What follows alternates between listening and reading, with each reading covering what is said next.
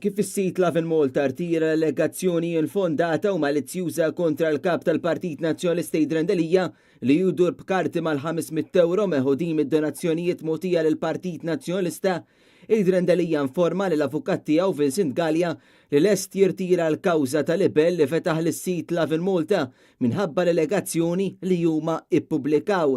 F'artiklu fuq is-sit tagħhom Lovin Malta qalu li m'għandhom l-ebda evidenza għal dak li rrappurtaw u skużaw ruhom mal-kap tal-Partit Nazzjonalista għal kull inkonvenjent li setgħu ħolqulu. Il-Partit Nazzjonalista jinnota b'sodisfazzjon li Lovin Malta rtiraw l-allegazzjonijiet infondati u malizzjużi u jfakkar li dan kien każ ieħor fejn allegazzjoni hija biss allegazzjoni sakemm ma tinġibx l-evidenza.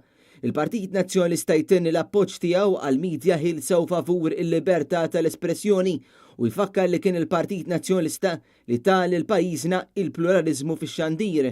Min-naħa l-oħra jisprimi dieqa meta xi individwi fil-midja jappużaw jew jiġu użati minn terzi sabiex jagħmlu assassinju tal-karattru ta' politiċi jew persuni oħra.